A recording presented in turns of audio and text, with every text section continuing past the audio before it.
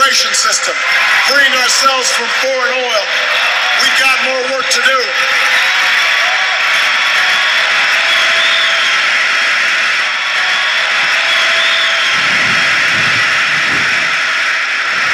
But that doesn't mean your work is done. The role of citizen in our democracy does not end with your vote. America's never been about what can be done for us. It's about what can be done.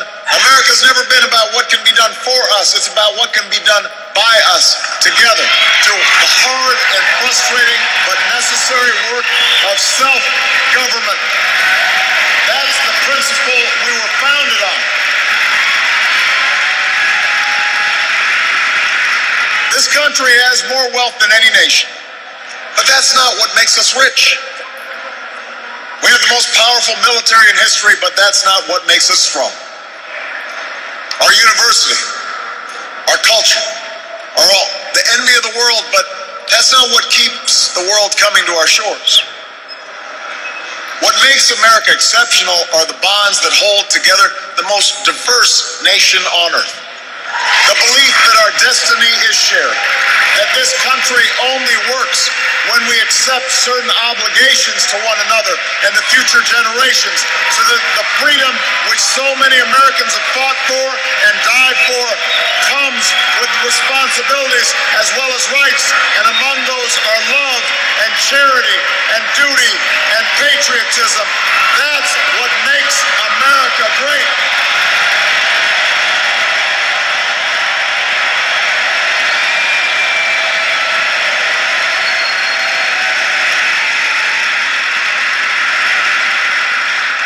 I am hopeful tonight because I've seen the spirit at work in America.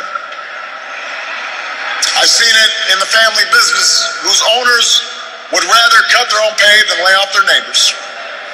And in the workers who would rather cut back their hours than see a friend lose a job.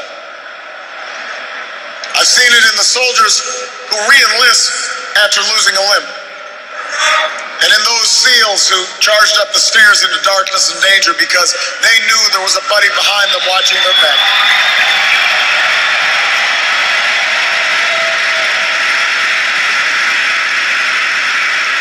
I've seen it on the shores of New Jersey and New York, where leaders from every party and level of government have swept aside their differences to help a community rebuild from the wreckage of a terrible storm.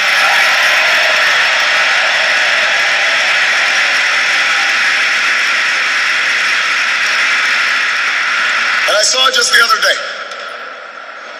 in Mentor, Ohio, where a father told the story of his 8-year-old daughter whose long battle with leukemia nearly cost their family everything.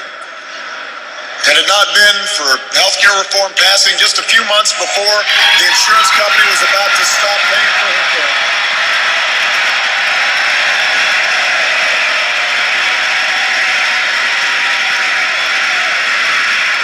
I had an opportunity to not just talk to the father, but meet this incredible daughter of his. And when he spoke to the crowd, listening to that father's story, every parent in that room had tears in their eyes. Because we knew that little girl could be our own.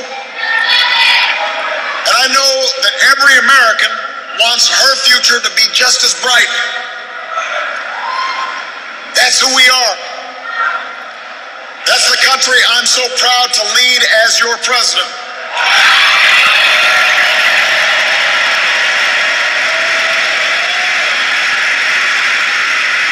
And tonight, despite all the hardship we've been through, despite all the frustrations of Washington, I've never been more hopeful about our future.